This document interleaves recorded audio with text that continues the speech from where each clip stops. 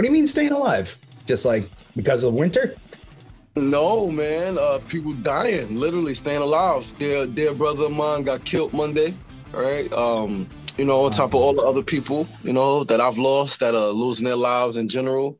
So from all the various different issues, causes, and things like that, man. So, trying to stay alive. And while I'm alive, just trying to make the best of this life. That's it, bro. What was that? I saw like you were on what, Pix 11 News recently. Yes. Yep. So what was that about? Like it started off as a cleanse and then you decide to go on a hunger strike, or just trying to raise awareness for like underutilized space? Yeah, pretty much. So I was planning to do another fast, and then just being aware of the various issues that we face in this country, in this world, in the city, and in this neighborhood, particularly. I wanted to connect my fast to a larger cause. So I said I'm gonna do a hunger strike, and I'm gonna do a hunger strike sleeping outside. So I slept outside the DOE building in Long Island City. Two things, right? To raise awareness about 14 specific issues. Violence, homelessness, malnutrition, political corruption, miseducation, things like that, and pointing to the underutilized Department of Education building, saying that that space is an immediate solution to a lot of the problems that we face right here in West Queens. So yeah, we did Channel 11. They came out. Monica Morales came out. We did Channel 4 with Jessica Cunnington. We did Queen's Post with Gabrielle Holterman.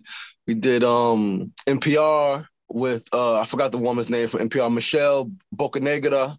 NPR, WNYC. We did Patch twice, 2 articles in Patch with Coral Murphy. We did a couple of other articles, man. A couple of independent media platforms, which was great. So that was about. Oh, right on, man. So what's the space being used for right now? The Department of Education.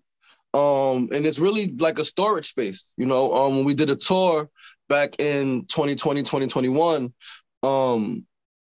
it was clutter in a lot of space. It was old desk, old chairs, lunch trays. Like they use it as a storage facility for DOE material, and they do some other things. I think at one point they were making a lot of the lunch there and then shipping it out. But still, it's 60% underutilized. And we don't want to kick them out. We don't want to take over the space. That's not what we're saying. We're saying, yo, you guys have underutilized space, and we have a community need here, and we have a feasible plan where you guys can keep the space, and allow us to use the empty space. And that's been a fight for a couple of years now. And that's the same building that Amazon was going to buy. And before Amazon was going to buy it, that's the same building that TF Cornerstone was going to buy and turn into, more luxury towers. Yeah, nah, I think we had enough of that. Absolutely, more than enough. Like it's insane at this point. Yeah, it's getting a little bit messy now. Mm-hmm. Yeah, very much so. Especially when we have issues, right, that are directly related to space, that are directly related to money, right? One of the biggest issues, one of my cousins came down there to the tent when I was doing a hunger strike, and he's an artist. He's from Queensbridge, and because there's no affordable space anywhere in the neighborhood for artists to really rent, he has to go to Brooklyn, right? And now what does that do, right? It takes away the ability for us here in West Queens to build economy, because now when he's in Brooklyn, 12, 13, 14 hours a day, he's buying food over there. It doesn't make any sense, man. It adds up. Yeah. No, you raise an interesting point, but you said are you like teamed up with a group to try to bring sustainable change? Yes. With that space, there's an organization, Western Queens Community Land Trust, and this organization comprised of local artists, more business owners, educators, activists, advocates who understand the need of the community. And work together to create a nonprofit, right? Land Trust, Western Queens Community Land Trust, to start to reclaim public land and keep it for public good. Oh, so that building is owned by the city? It's owned by the city, yep. So in essence, it's owned by us, taxpayers. right? Gotcha. So they have what, like a steward or a landlord of some kind, just kind of like, um, I guess, monitoring the space, making sure it's like, everything's up to par, everything's okay. The DOE, that's the tenant. That's the only tenant, the Department of Education. Oh, that's it. Yeah. Okay. So they don't have anybody on the regular basis going in trying to like find new tenants or anything like that? No, there's employees. There's people who work out of the building. They work in the building, so they're not trying to find anything like any new people to come in and take the empty space at all. It's just there. It's just people who work in the building, all right, and it's just empty space around them. It's really like well, that's curious. Like, how many are there other buildings in the neighborhood similar to that one? no, not like that. Not that big with that's publicly owned. There's Okay. other buildings in the neighborhood, but they're privately owned buildings, all right, which is a whole different fight. But yeah, not like that. So There are other public spaces that are empty that are just not being used at all. in that, like, just I'm sure, like citywide. Yeah, of course. Of course, like this is a this movement to reclaim public land for public good, right? Through community land trust. They have an East New York community land trust. They have one in the Bronx, in Lower East Side, they're trying to reclaim some space. I think they reclaimed some space years ago, trying to get more space. So this is actually a national thing, right? There are more organizations across the country understanding what community land trusts are and how they can benefit the neighborhood, and not just one neighborhood, but how collectively we can begin to have a model on how we, again, keep public land for public good and not continue to hand public land over to private developers. Well, I heard not too long ago that the city of New York was on its way to bankruptcy because I guess the income and the expenses just weren't like leveling out to the point where it's sustainable, Yeah, that's like it's when you think about New York City, which has more billionaires here than the rest of the world combined, right? When you think about New York City, where the city council salary is $148,000, right? When you think about New York City, that's just city council. 51 city council members have that salary, right? That's not including Senate, Assembly. That's not including their staff. So when we talk about bankruptcy, it's like it's a joke. It's like, yo, be smart, make some cuts, reinvest the money into the people. One of the reasons going bankrupt is because they're being so greedy. Yeah, right? That's a lot of pull. Right? It's a lot of BS, man. Like they tell us these things and expect us not to think for ourselves, and like that makes no sense. As an artist, we also know one thing we also learned, that bankruptcy doesn't mean broke. Right? Saying filing for bankruptcy doesn't mean that you have no money. Okay. Right? So there are a lot of people, and they do this, right? It's like a business scheme, right? You can create a business, you create an entity, LLC, corporation, whatever, under that business, right? Now you are separate from that business. It has its own money, has its own assets, it has its own everything, own expenses, own all of that stuff. At any point, you can shift money, right? Claim that now that company is bankrupt, right? Close it down and start a new company. People do that all the time. I'm sure there's a way to do it where you avoid all the red tape, but there's shell companies. I've heard of these things. Absolutely. See, and so, yeah. Dude. So, well, what's your vision for the space then? I know that you said like a community kitchen, and it's a curious thing. Like, if the city owns it, wouldn't it be in their best interest to donate it to a nonprofit so they're not like necessarily losing money on the space, because like for tax purposes, maybe it's going to dissolve crime a little bit. It's going to have like morality in the public up just a spike. Yep. It's all over the city. You're going to see these little micro spikes everywhere where you're going to see some change, 100%. And I promise you, I promise you. And one of the reasons I'm so hurt right now with my recent friend who got killed, Troy, is because he was an artist, right? He was a talented artist, right? Okay. Poet, rapper, right? Really talented though. His ability to put words together and tell stories about things that he's been through and things that we've been through was impeccable. And I guarantee that if we had that space, right, what happened to him may not have happened, because now what happened to him, again, without, all the details, is an unfortunate situation that really had nothing to do with him. Wrong place, wrong time. Yeah, something like that, right? And so that, and is even the person who committed the crime, if they would have had something to do, if they would have had space, right, to really like explore their talents, right, space to really come and gather, space where they can really see an example of people moving upward, right, people moving upward in their career, in their life, finding a space where they belong and they can thrive, that dissolves and I can't even put into words how big just having space in a community, a like-minded community, right? That's so big. Like, that's what changed my life. I was out there, I've been shot. I could have gotten killed. I've gone to prison for shooting, right? And and so we can say that, oh yeah, I made my own decisions and all of that stuff, right? We can be hard and say, well, you make the decisions and nothing can force you. Absolutely. However, at 14 years old, me and one of my best friends wrote a 60-page movie, right, in Queensbridge. And because we had no outlet to develop it, right, and people telling us that, well, that's a nice dream, focus on, getting a job, learning how to, make a resume, tie a tie, because that's not what we wanted to do. And what we wanted to do, there wasn't space for. What did I end up doing? I ended up selling drugs. I ended up going to the streets, right? I ended up harming people. I ended up harming myself in the process. And so that space that, that we're fighting for in Long Island City, the DOE building for the Western Queens Community Land Trust, it will almost immediately change the conditions of the community. Even when I was down there, one of the young rappers from Queensbridge came down there a few times to see me, and he's still dipping, dabbing in the streets, and he's like, "Yo, like, I don't want to be doing this, but there's no other way for me to make money in a way that I can still have my freedom to create."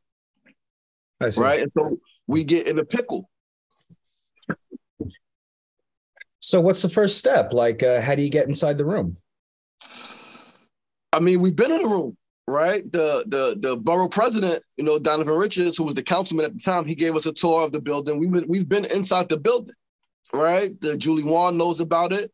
Is ultimately, and this is how they get you, because, people ask the questions. Well, what's the first step? We've taken the first step. We've taken the first, second, third, fourth, fifth, sixth, seventh, eighth, ninth, and 10th step. It's just a process, and we talk about a process. Is a process that they don't want to do because they want to sell the building. Right. So now it comes a point where we got to look at the current structure of how things operate, and then also use our logical mind to be like, it makes no sense, because we talk about public space for public good, right? They have this ULERT process where you got to see if the building's up to code, the EDC, the Economic Development Council, got to check these things and make sure all of this is right. And it's like, people are dying, right? Mm-hmm. People are dying. And you're giving us the runaround for 4 years. But when Amazon wanted the building, there was no runaround. You was going to sell it to them for $1. Yeah. Right? So it's like, we got to know that and not be like, well, what's the first step? We did the first step. Now the only thing is the mayor. The mayor has the 100% authority to bypass that process and grant us the deed to that space. And so that's why I did that strike.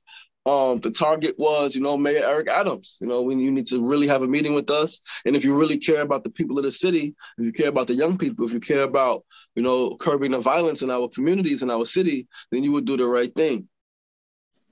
And, that hasn't happened. So basically you got to have a sit down with this guy, or that's really what it comes down to? That's what it comes down to. Yep. So, like, what's the deal? Do you have like a petition where you got people supporting the cause for change? Yeah, there's an online petition. But again, and again, I guess all things help, but it's not even about a petition. It's about because it's only the mayor. So it's not like you need to have overwhelming, so many people. Again, it can help, it can't hurt.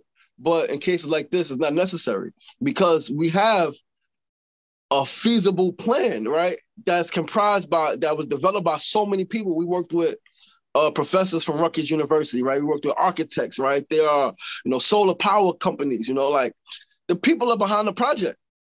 Right. The people are involved in developing the project.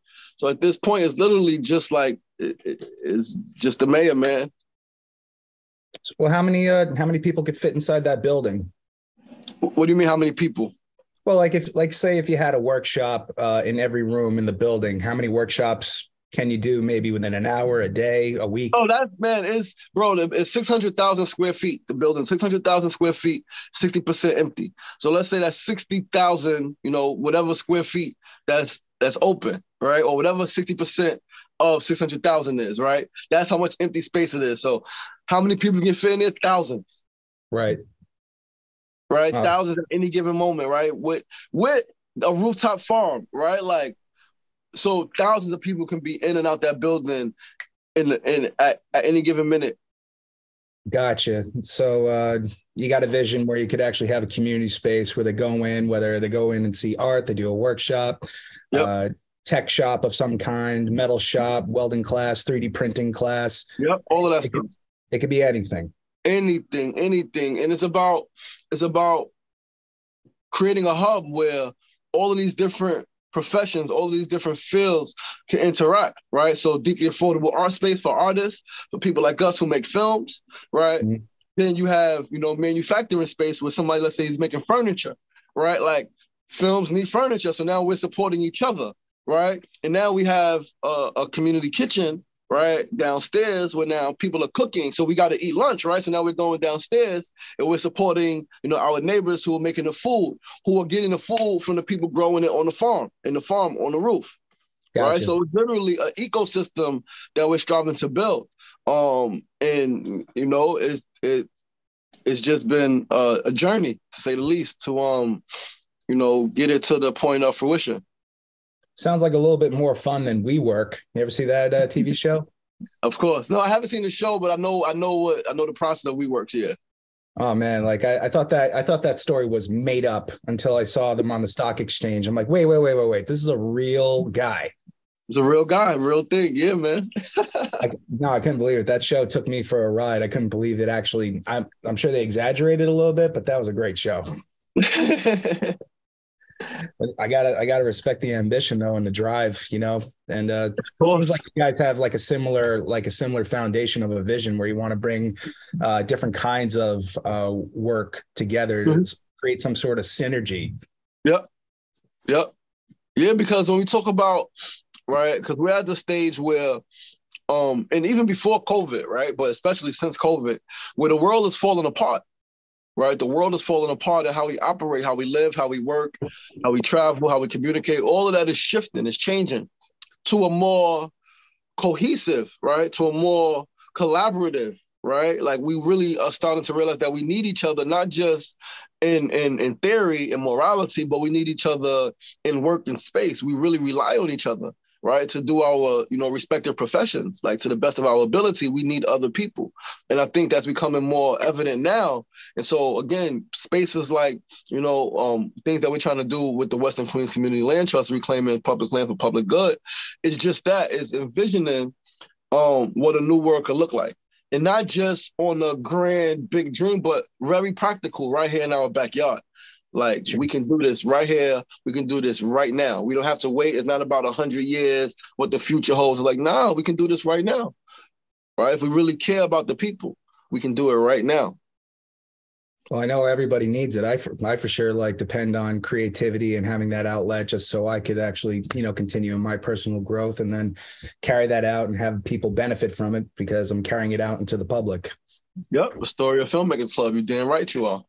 Yeah, and of course, this has been a journey, and as I'm sure you are, Mm-hmm.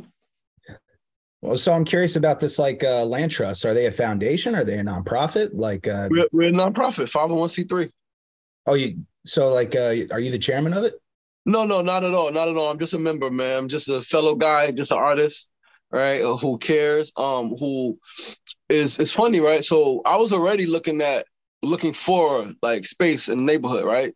Not so much looking like I had money to buy it, but identifying space in the neighborhood that we could use for film studios, right? For production space, right? And things like that. And I don't remember who I met in 2019. I met somebody and they told me about the Community Land Trust late 2019. And then COVID happened. But they were just developing. Right, they were just developing in 2019, I believe, 2018, 2019. And yeah, so that's how I got plugged in. I think was that right around the time I met you, when I think uh so. it was right Yep. around, like, I know, it was kind of like a rainy day. It was like up on Broadway, and the press was there, and I think it was more of like Jonathan was kind of in charge. He's the one who kind of gave the speech. He's the one who does like the Queens. I think it's Yep. Queens Together. Yep. Queens Together. Yep. No, I don't remember, but around the same time. It was right around that time, because then, like, once the pandemic happened, of course, everything just, like, exploded. Yeah, for real. Especially in Queens, it was the epicenter of the pandemic for a minute. Yeah. Yeah. Yeah. Craziness, man. We literally live in the middle of it all. What do you think that maybe a lot of people don't really understand, if they're not an artist, the value that an artist actually brings to the community, that you can't really monetize or recognize as a financial value? Of course. And it's so sad because everybody consumes art.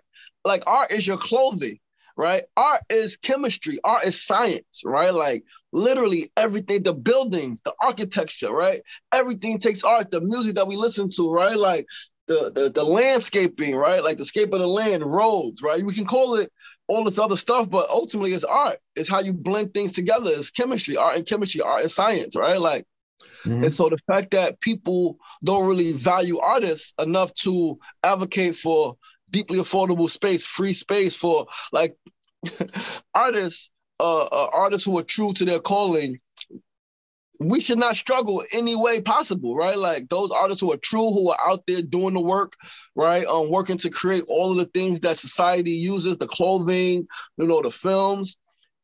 It should be no reason that artists are struggling in any way, right? Whether for financial, whether, for space, because the world, like, art literally has built this world. And Sure. art and the artists are what's going to take us to the next level, right? So it's going to move us forward, right? Beyond the rubble, beyond the disaster. Artists are the ones building a new world, envisioning a better future for all of us, right? And the fact that there's so many people who don't understand that is saddening, actually. Mm-hmm. Well, I know you didn't really have a background in being an artist as a youth until you got more exposed to it. So how could one, like, really identify as an artist? I mean, I've always been an artist, bro. Like, I've always been a writer, a storyteller. Art is, I used to watch Ghostbusters as a kid and recreate the scenes with my cousin. All right, yeah. Like, that's art, that's acting, right? That's directing, right? That's stage prep, right? That's art. And so ever since I was young, like, I think my mom said I wrote my first poem at like 5 years old, 4 or 5 years old, I wrote a poem, right? At 7 years old in 91, I saw Michael Jackson sing Heal the World. And I said, that's what I want to do for the rest of my life. Now, at 7, I thought it was singing and dancing, right? But then at about 8 or 9, I realized I couldn't sing or dance. So it wasn't that, but I knew I had a love of words. And I wanted to use my innate gifts and talents to positively impact the world. So since a very young age, I knew I was an artist. And I think Picasso said it. He said, every child is born an artist. The problem is helping them remember that. Okay. Right? Because we all create, right? We all, right, with our toys, we're creating, we're talking to our toys, we're having these conversations with imaginary friends, we're playing. That's art. Yeah. But we don't see it as art because the generations before us, our parents, our elders, don't really see it as art. So they don't foster it. It's just playing, it's just BSing around, fooling around. It's like, nah, this is art, yo. And so I think those of us now who recognize that just have to, if we have children, reinforce the art in our children from the simplest things that they're doing. And if we don't have children, and our nephews, our nieces, our siblings, in our work, creating spaces where specifically we can have adults and young people come together to experience art together, to create art together, things like that. Because art saves lives, man. Like, art saves lives, There's a brother, Captain Dennis Muhammad. He started the Peacekeepers Initiative is a global thing. He is a member of the Nation of Islam, Muslim brother of mine. He says something that is so real. He says 60 minutes of doing something is better than 24 hours of doing nothing, right? And so when we put that into context, right, I remember, so I was in the streets. I was shoulder deep in the streets, right? where I wasn't writing, I wasn't really doing anything artistic related, right? Other than like, again, being funny, silly with my friends. Sure. But I remember when I bought a video camera, I bought my first video camera from a crackhead, right? And I remember when I just started filming with my friends on the block, like filming us drinking liquor, like filming like stupid stuff, right? Stuff that had no real substance. But 60 minutes of doing something, right? Over time, like it went from just, having fun on the block to like, oh, snap, I could do something with this. I turned a crack house into a film studio, right? I was renting a crack house, selling drugs out of it, and I turned it into a film studio. I had my green screen, white screen, I had the lighting set up. I bought a bunch of costumes and stuff from B&H Photo, right? And me and my friends would be in there just being silly. So it went from just being silly outside, right? Just on the block to like, whoa, we need a space. Let's go inside and still be silly. To like, whoa, we don't gotta just be silly no more. We can actually use this film, this camera in this space to tell a message, right? Like our friends are dying, we're hurt about it. Or let's talk about it on camera, right? Like people dance, let's film the dance, right? Like, so it grew, but it started with something so small, right? Sure. Just buying a video camera from a crackhead that I really didn't want to buy, but they had no money. They was like, yo, come on, can you help me out? I ain't got no money. I got a video camera. I was like, all right, you know what? And then it blew up to now, 16 years later, I've been home from prison. I haven't gotten in trouble. My life is completely different. I'm a full-time artist and activist now because of something so small. So we talk about changing the conditions of our neighborhood. That's all we need is an opportunity to like see ourselves in a role that we always knew we would be in. And so I always knew I would be a filmmaker. I always knew I wanted to write books and travel. And when I had the opportunity to see that, right, through film, it was like, oh no, like I'm not risking my life and my freedom no more. Mm-hmm. And I'm not an anomaly. There's many other people with the same type of story. So it's like we got to amplify these stories and amplify the opportunities in our communities. So like there's something like you said, like, because I always believe God works in mysterious ways. And it just redirected your path when you had the right tools in your hands that just opened up your imagination and creativity, and then you just expanded on it. What's more interesting that I like about the story is that it stuck with you after all this time. Yeah, man. And that's the thing, bro. Like, if we really think, right? Like, if we really take a moment to think, we all had a dream as a child, right? Sure. We all had a dream, no matter how grand it was, no matter how simple it was. It was a dream of something we wanted to do when we got older, right? That's the question. What do you want to be when you get older? We all had a dream. And so at some point, for a lot of us, the dream was lost, right? For whatever reason. However, we are still those same people. So if we could just, which is why I think, meditation is important. Stillness is important. It's important to sit with yourself and really like breathe and think like, who are you? What are you here for? We're not here just to work and die. Work, make money, and die. Now we're here for a purpose. We're here to live out a purpose. We're here to create some type of change in this world, right? And because we get so busy, we get so tied up, we get so, riddled with grief and pain, we don't even have time to think about what we wanted to be when we were kids, right? Because like, I got to pay bills now. I'm stressed now. And that's how they get us, So if we could just, again, create spaces where we can have time to really just sit and think and talk with other people who've been through the similar journey, right? Who had a dream, who lost a dream, who reclaimed it. It's like, it can remind us that, you know what? Like, there's more to my life. There's more to who I am than just what meets the eye. So like, man, bro, you're right. I mean, you really are. And my curiosity is like, for those who actually may be struggling, what do you think the first step for them to be to find that creativity and reconnect with that inner kid inside of them?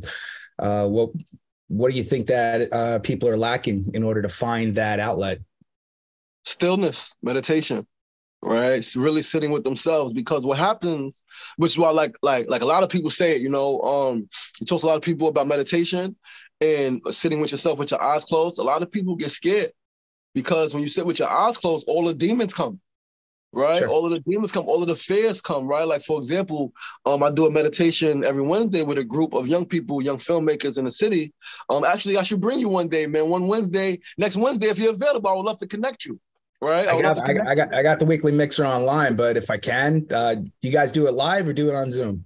No, live in person, Union Yeah, you Square. have to. I've done a mindful meditation a few years back, but it opened me up a little bit because as like while I was in the process, I was writing my novel at the time, and once I started going through their coaching through this mindful meditation, I'm like, all right, Yeah. I went with it, and then all of a sudden, everything that I don't know what came to me, but that's all. Everything that came to me ended up going into the book, and it was Nice. yeah, it was really interesting momentum that helped me unlock. Nice, nice, nice. No, it happens like that, right? At the group, there was this young brother, and I was leading him in meditation, and afterwards, he told me that he cannot, because of the trauma that he's been through, he cannot stand around other people with his eyes closed. Sure, yeah, no, Right. I totally So get it's it. like it's stuff like that, right? That makes it hard, right, to really reconnect with who you are. But this is the beauty of community, because even if it's hard for you to stand around others with your eyes closed, right? If it's really hard for you to meditate, even he said, even by himself, it's hard to really meditate, right? Because all the shit he's been through. But even though it's hard, he still found his way to a filmmaking club, right? A film crew because of community. Sure, Right, because of community, because seeing people, having someone who he trusted, be like, "Yo, you should be a part of this thing," yeah, right? So it's like you said, what's the first step is if you can sit with yourself sure. and not or, but and whenever you can find like-minded people to sit around, to connect with, to eat with, right? Like to listen to, right? Those things are equally important. But yeah, like and even then, I would say the most important thing is to really ask yourself, like, who am I and what am I here for? Destiny, huh? Yeah, right. Like, who am I? What am I here for? What did I want to be as a child?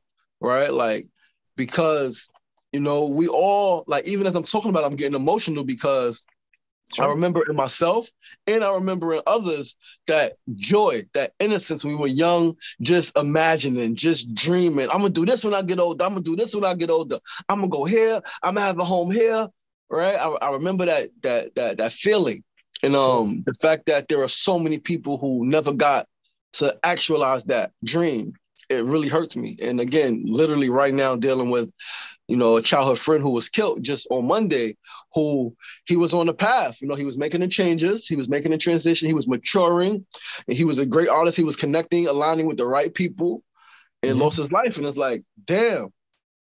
Right. And so it just inspires me as much as it hurts. It inspires me and fuels me to create the space, right, for people who are still here, my age, but also for the younger people so that they know that the journey ain't got to be so difficult and you ain't got to lose your life. Like you can actually actualize your dream and you can do it in a beautiful way. You could do it in a way that brings honor and dignity, right? Not in a criminal way, not in a way that's going to, risk your life and your freedom. So It kind of like, like the experience of the Triborough Film Festival when you had this consolidation of all these different storytellers and the subjects, all the documentaries that were a part of the festival were just mind blowing. yep, There Goes the Neighborhood, no doubt. yep, But there was another one by Daniela, the Italian immigrant story. yep, yep, yep. So like our country is so young, and I'm almost certain I'm only second generation American at this point, either on my dad's side or my mom's side, because I was born in Brooklyn, and just kind of like understanding, like I don't know nothing about the Italian and American history. Like they didn't teach us that in school. Nope. I learned like going through like filmmaking and acting, all of these like things are now really educating me. And it's a curious thing, like what you said, like, well, what am I here for? Well, so like something I really picked up on in that documentary is how did we get here? So once upon a time, this country got colonized, mostly from the powerhouses of Europe, and slavery trade, of course, came from Europe and came over here. And then at one point it ended economically and politically. But then there was the Industrial Revolution back in the early 1900s, much after the Civil War, where there was a shortage of labor. So, so it was just kind of interesting listening to these documentaries on the incentive on why people were sort of like coming in this direction. I think there was a lot of big changes happening in Europe economically, where it kind of like forced people out of this part of the land and just showed opportunity in a different section of land, which just happened to be like Brooklyn, New York, like this, like, you know, what we have as New York today. But we were kind of being like forced away from our homes because somebody needed physical manual labor, you know? And that's what brought us here today, like going on like 100 years later, where it really comes down to labor. Because if we're not physically active and labor intensive, not paying our rent, which is a set price, that's going to obligate us once again to go somewhere else. So what is it go back to Europe? Is it go back like where are we going to go? And I think to your point is that's it. Like, you know, we're topped out. There's nowhere else to go. We got to expand on or advance. We got to advance on where we are. Yeah. You know, but it's a curious thing because I'm not a politician by any sense of the word, but I think you and I could both understand like there's something missing here. There's something wrong, and we can't really identify what it is, and we don't know what to do because we don't know what direction to go in. But with our gut, to your point, why are we here? I think at this point, in order to have society like maybe advance, it's more of a spiritual growth that we have to do and let go of the financial and economic growth. You know what I mean? Because you said it yourself. Down before we you know kind of grew up, had obligations. We were playing. We were enjoying life. We were in it. So I think if everybody kind of lived with that joy, to your point, it would just it would echo everywhere. You know, there'd be no separation between space and street. It's all one and the same at a certain point, especially in your mind on a spiritual level, because we're carrying that everywhere. 100%. It was so powerful, man, about what you said, brother Phil. Like, thank you for sharing those thoughts and, you know, that knowledge and history, man. Like, what's so powerful about that is when you have true spiritual empowerment, spiritual enlightenment, everything else grows. The economics will grow, right? Yeah. Like everything else, you will have economic advancement, but it has to be spiritual first. You have to have people feel good about living, about being, right? Then if it boggles my mind, right? When let's talk about New York City, right? New York City, the last few mayors seems to have been all about real estate, all about money, right? All about profit, right? Profit over people, right? We got a whole movement is people over politics, because politics and profit has been, you know, freaking put over the people. And it's like, I understand it from a business point. However, it makes no sense from a business point at the same time, because when I think about myself, right? When I think about I want to make money, there will be more money to be made if people are healthier, if people are living longer, right? If people have space where they can, because they're going to pour back into the economy. They're going to travel. They're going to buy nice clothes. They're going to eat at the nice restaurants, right? But if they're struggling, they're unhealthy, and if they're dead, of course the economy is going to keep dwindling, right? So when you talk about something's missing and us not being politicians, so I'm going to tell you this.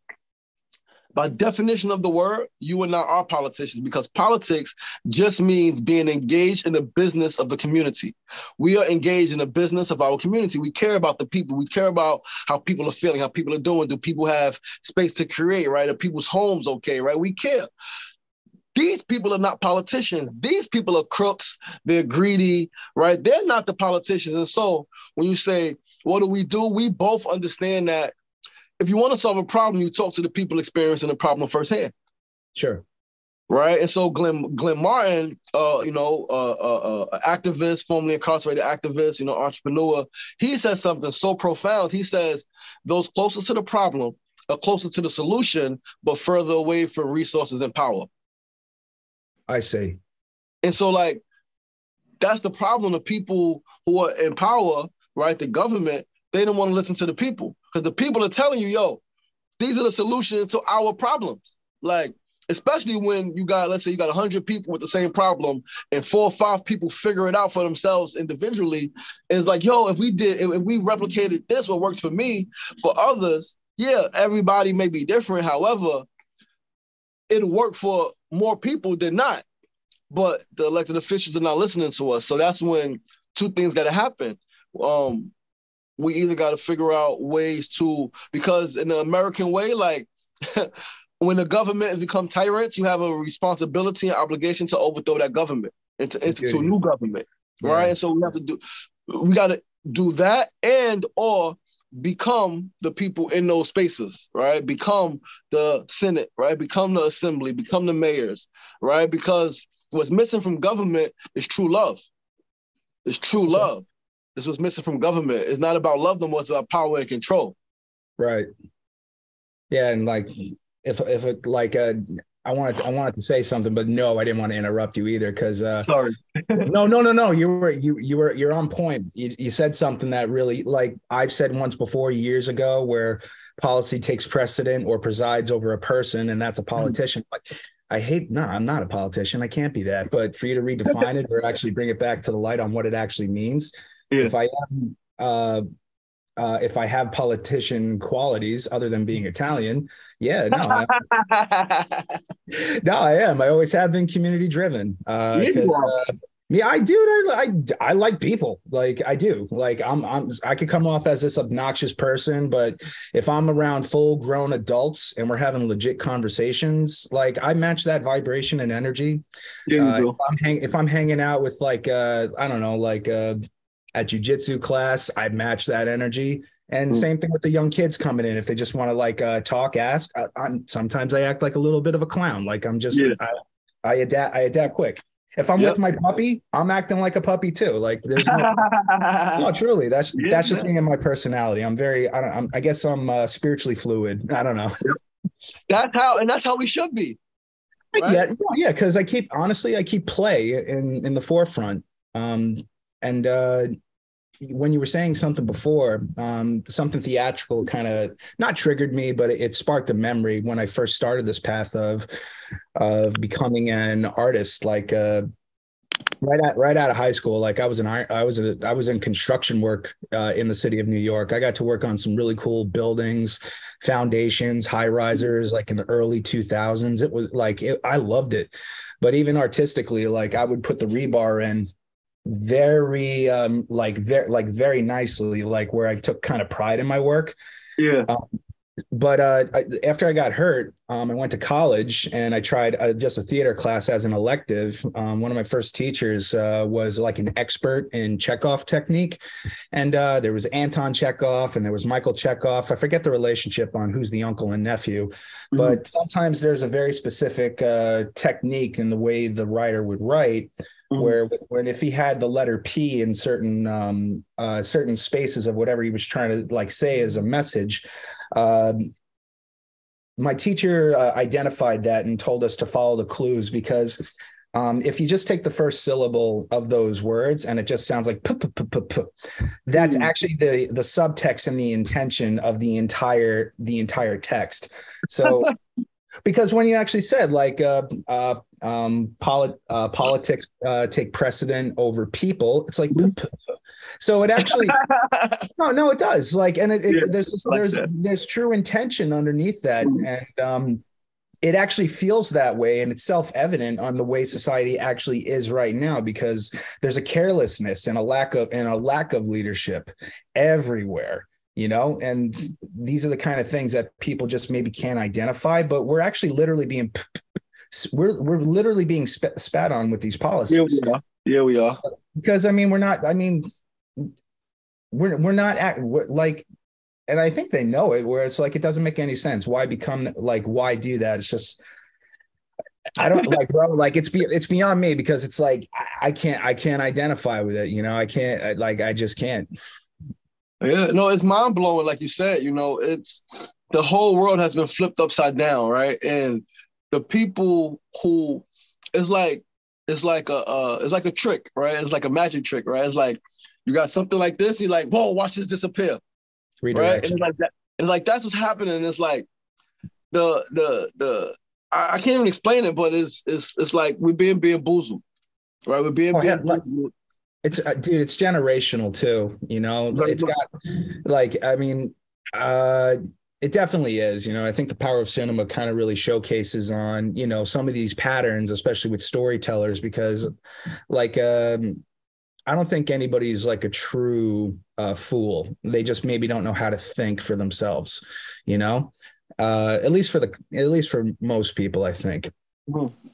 So like, I think it's a spiritual battle, you know, like this world is, it's not as old as people think. It might not be as young as people think. There might be parallel dimensions. There's all these different possibilities where it's just mind blowing, you know? Yeah.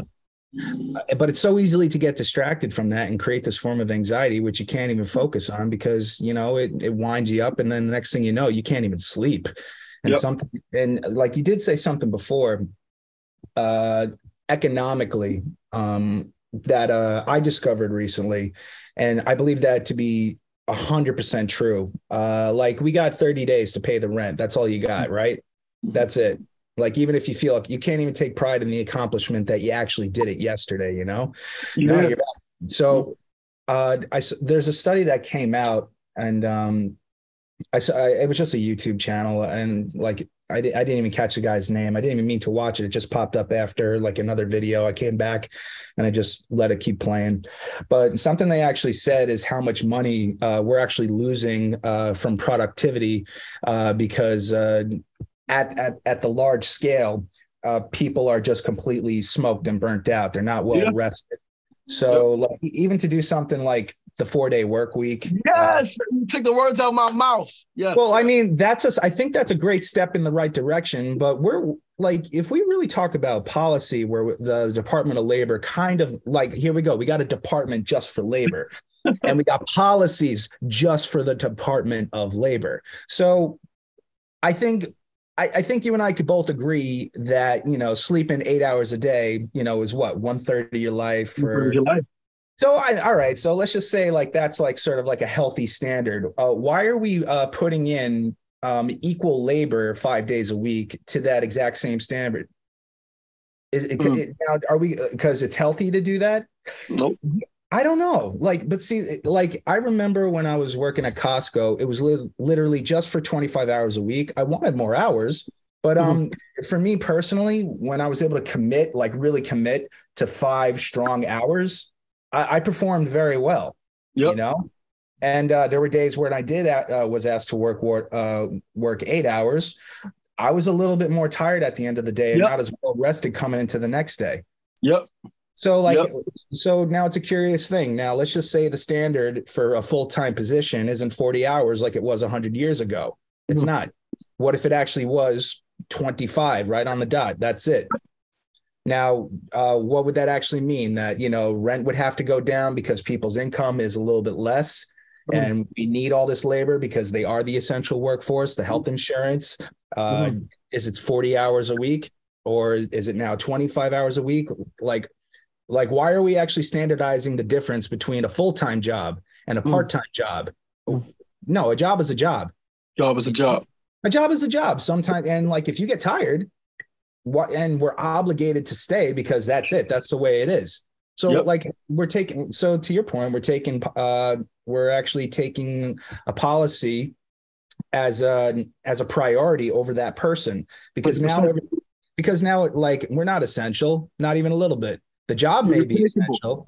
Easily replaceable. You're expendable. Expendable, better word, 100%. No, so I mean, like, and I think that's the problem is that we're not really addressing the issue because let's just say hypothetically, there are 40 hours and, you know, 40 man hours that you need. But why has it got to be done by just the one person? What if you could get 50 hours a week and divide it between 2 people at 25? I mean, like, so you're literally getting more work done with like real, I guess, more like, you know, like strong workers where they could give you 5 hours, you know, as opposed to 40 straight, you know, if they're doing 25 and then they go out and do something else, whether it's running a business or like not even having a second part-time job, but maybe spending more time with their family and let them be the mom, let them be the dad. I think the taxes will be just the same, but it's also going to drop, in my opinion, the unemployment rate, because now you got your tag team partner literally working, and you're actually getting an additional, what is it?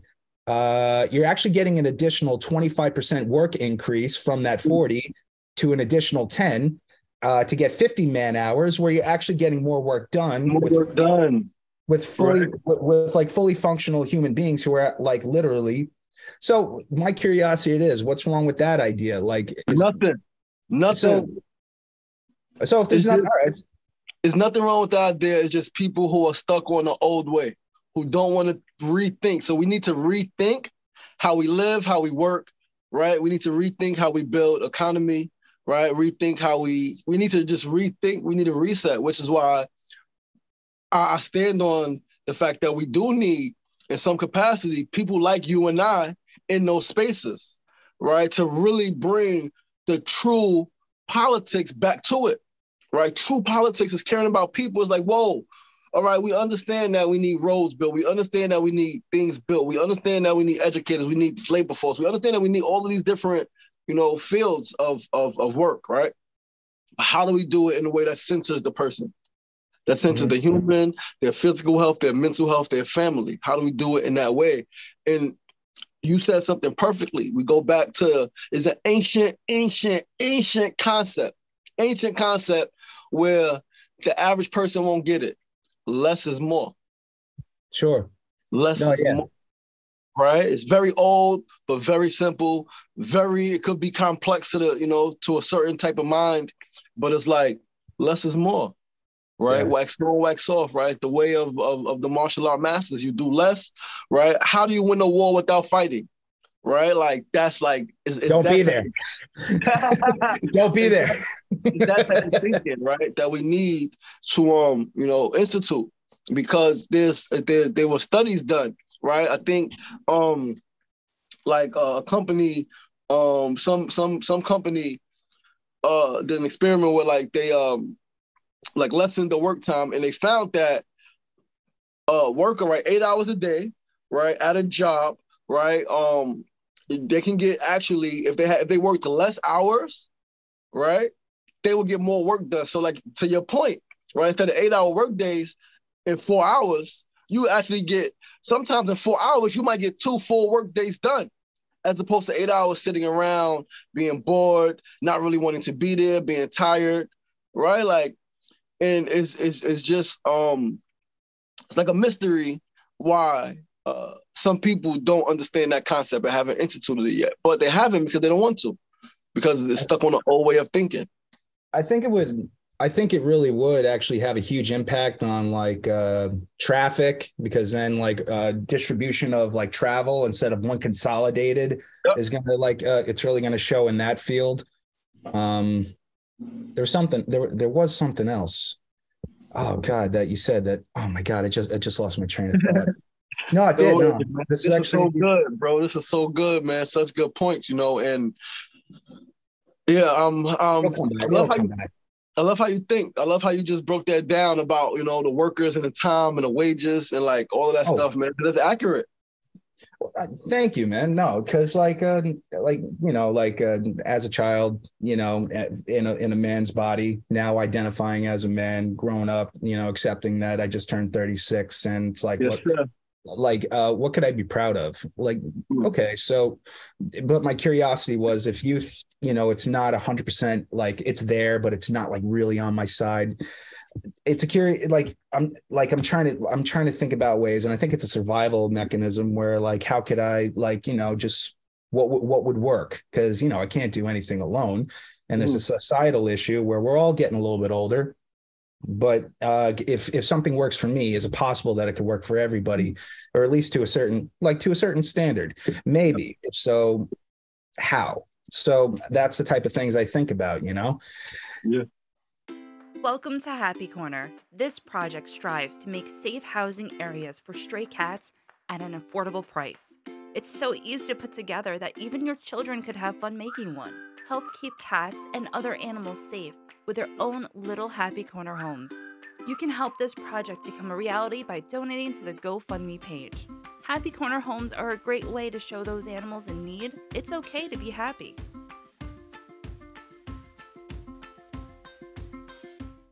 And there was something you said before. I think it was something to do with labor and then working. Oh, dude. Okay. I remember now. So let's just say like if it were like maybe the 5-hour, work day where like it's work, like now let's say you have an extra 3 hours before that 8 hours. What do you think people are going to do with those extra 3 hours?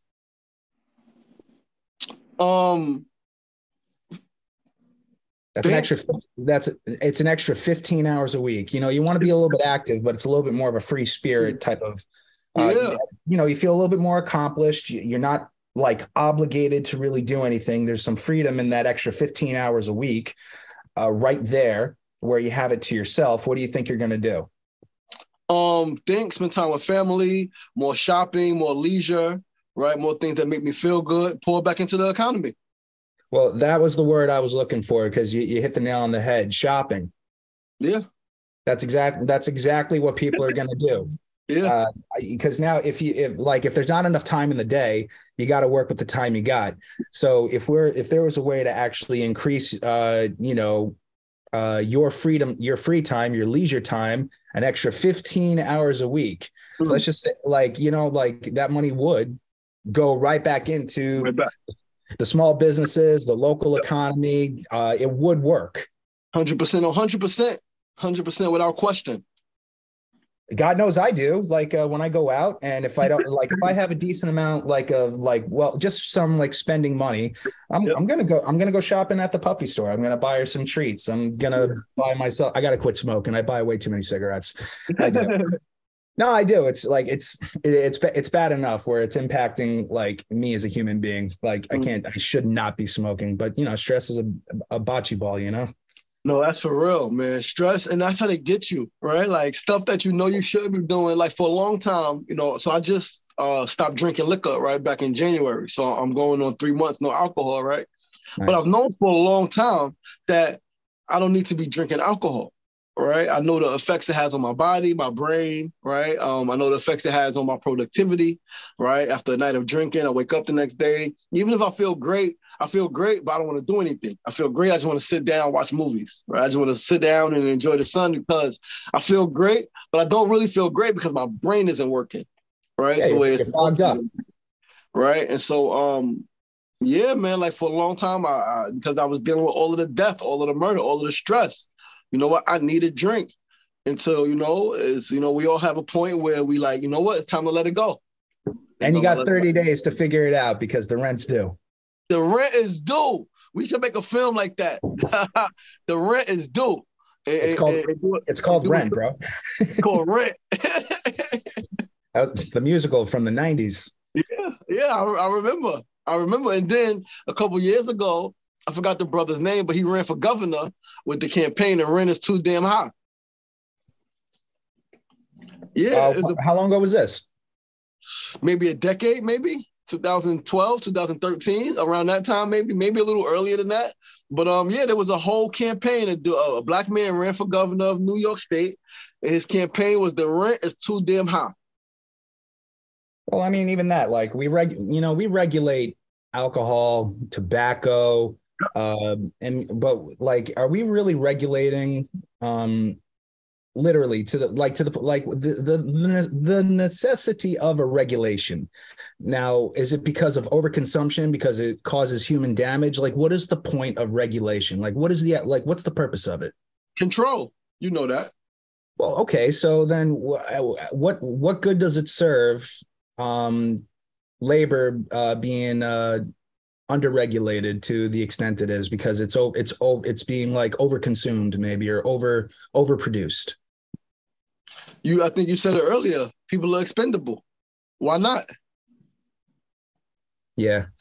Right. Simple. Right. Well, I mean, I think it's hypocritical because I'm sorry, like I thought because we're here, life, liberty, and the pursuit of happiness. Yep. Like, so if that is why we're here, but it's not self-evident, what kind of position does that put me in to contribute? Or be or like your, you know, like to be the contributor, or am I just I'm that's not why I'm here. But I think that's a conflict of interest, because it does. I think it's a serious constitutional issue, because like we hold these truths to be self-evident, that we were endowed by our creator, period. Like, so things like that, where it's like we're not the number one, you know, like we were created. There was a time, I hope we were somewhere prior to our conscious memory. Like if so, like I possess a body, I possess brown eyes, I got some dark features, like I got very fair skin, and I bite my nails because I got a crooked tooth. But those are the things that I have, but that's not who I am. You know? Nope. Yes, so sir. If that guy has whatever that thing is, the right to life, as I see, as if I want to live, not that I'm out like overproducing myself, not working on my time is my time, you know, like if I'm not going to trade it for $1, because it's fictitious, and this might be the first time I say it. I used to like money for, you know, what it is, or the idea of it. Cool. But it kind of artistically, it's like, it's kind of ugly, you know, like I think we could, you know, do a little bit better, but I don't want to get into that. But hey, if they want to go with the Egyptian theme, all right, go for it. It's cool. But like I said, like life, liberty. Now, what does that even mean? Like, what is actually liberty? You know, and then you go back to this other guy, I forget his name. I think it was John. I don't know if it was John Adams, but it was like, give me liberty or give me death. These little quotes from historical people that were like, yo, I want to be alive, but I was somewhere before I was conscious of it. If I have to go back to that realm, because this is not life. Yep. Like, what am I actually losing? What power you think you actually have? Because you're going to meet me in just a matter of time. All right, on the other side of that coin. And then, I don't know, maybe the Hindus believe in reincarnation. So, okay, let's just say we got to go back and do it again. We got to figure it out, because obviously we're doing something wrong, because history keeps repeating itself, and there's oppression, there's suppression. It's constant, you know, it's almost a net, where it's more like we're like, I think we as a human being, we strive for harmony. But it seems like there's like a certain matter of laziness, where people would rather have other people do it for them, and then then all of a sudden it's like, I'm stronger than you, I'm smarter than you, you're weaker than me, you're smaller than me, so you're going to do it and I'm not. So that's, I think, where pride and ego kind of just takes over to an extent. And damn, like, this is not where I thought the conversation's going to go, but it's like, well, because I mean, we're trying to pursue happiness, but if we do it at the expense of another human being, that I think that's hypocritical, because I'm asking somebody to do something that I'm not asking of myself. Yep. You know? So go ahead. Sorry. No, I want you to finish that. Go ahead. No, I was going to say, and that's part of the problem in the world, right? Because we have a book. There's a book, Robert Greene, 48 Laws of Power, right? Again, 48 Laws of Power. I've read that book. Yeah. Don't do something yourself. You can get someone else to do for you, right? It's about power. And people love that book, right? They build on that book, and it's like, I get it, but which is why we got to rethink why we're here. Get back to the basics, the essence. Why are we here? What are we doing? What type of world do we really want to live in? Because we have eyes, right? So it's natural to see the differences, right? It's a natural thing to be like, okay, I'm 6'1", you're 5'3", right? That's a natural thing. What's not natural is saying, because you're 5'3" and I'm 6'1", you're less than me. Yeah. That's what's not natural. That's a conditioning. Yeah. Right. So the idea, you gave a great example, because that's what happens. People equate, oh, you're shorter than me. Oh, I went further in school than you, so I'm smarter than you. No, those two things are not equal. Right. Maybe I went further in school than you. Maybe I'm taller than you. Right. Maybe I'm more outspoken than you. However, that doesn't make me a better person. That doesn't make me more deserving of basic human needs, it doesn't mean anything other than what it means on a surface level. Right. Because those are real physical, things that you can see and hear and tell that, okay, there's a difference here. The difference doesn't mean better or worse. It's just different. And I think that's part of the problem, is that we equate differences to status.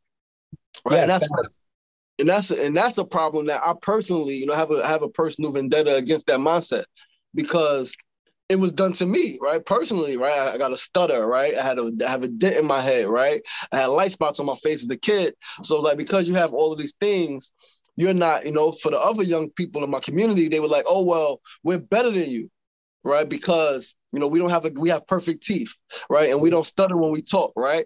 And I internalized that. And I internalized that for a long time, until I realized now as an adult, when I look at the people who got, who had perfect teeth, right? This is my joke to myself. Yeah, I had gaps in my teeth. You got perfect teeth, but you got black gums. My gums are pink, right? I started to look and you start to realize that the people who do that, there's something in themselves that they have an issue with. They're projecting. Right? They're projecting. And so when we know that, then now it's like, okay, now let's operate out of a state of compassion and not a state of being like, we can be angry, but understand why they're doing it. It's not really about us. And so now we flip it to the big scale. It's not so much about the people, who are being, kicked out of the neighborhoods. It's not about the people who are being, left out of certain resources, excluded from certain resources. It's about the people who are doing the excluding, not feeling whole within themselves, which goes back to what you said about a spiritual movement. This work has to be more spiritual. People have to begin to feel more whole within themselves in a way where they don't need to control, oppress, and suppress other people. But that's where it comes from. Sure. Right? It comes from a thing inside yourself. Maybe as a child, you were abused by your dad or your mom, and, you vowed that when I get older, no one's going to abuse me. I'm going to have the power one day. And now you get to a point where you got it, and now all you remember is mom and dad, older brother, older sister, and you look at other people as an example or reflection of that. And now you treat them as such, which is obviously, right, not fair and just. And so we need to get back to what you said. Like, I'm an American, I'm born here. My father was born here. My father's father and his father before him was born here, right? I do have Caribbean. My mom is first generation American. My mom's dad was born in Jamaica, right? But this is my land. And I am, in terms of the word itself, what it means, I'm big on language. Patriotic, I love my country so much that I'm willing to fight against the people who say they love the country and are lying. They're fucking the country up, right? Our nation is being disintegrated right before our eyes, right? And it's all for power, greed, corruption, politics over people. And we got to stand up against that and reintroduce and bring back and even think a little deeper, but the original values this country was built on, because they're right and exact: life, liberty, and the pursuit of happiness. Like, people like us, gotta like figure out ways to enforce that, even against our own government. Yeah. And you make a good point to, replace them, if you do become a part of it. Like, that's my one concern, is that, it's sort of like once you become, I think, limited to the policy, then the policy has to change. You're kind of, you're putting, I guess you're putting a football player on a bocce ball court. They're built for other things, like you could play the game the way it is, and in time, you could probably be really good at it. I think some of the biggest mistakes that people do is not get out of their lane. But a good example is when I was younger, in my teens, my parents were very involved with network marketing. And there was this guy who was the top recruiter of the company. He did very well for a long period of time. And then he got promoted where they wanted him to come work corporate. And you know what happened to that company? It fell. Of course.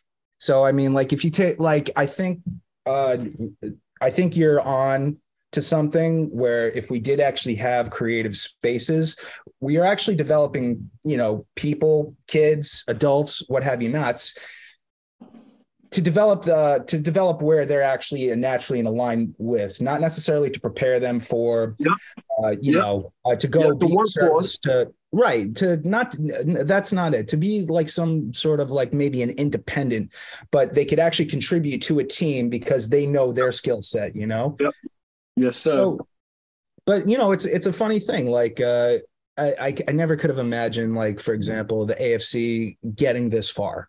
It literally just spawned from an idea, but I preferred, especially in the beginning, that somebody did all this for me. So that way, like, then I could literally just focus on, maybe just getting on a TV show and what have you not, But Yep. no, that's apparently that wasn't my lane because nobody else had the drive, the ambition Yep. to create a tool such as this.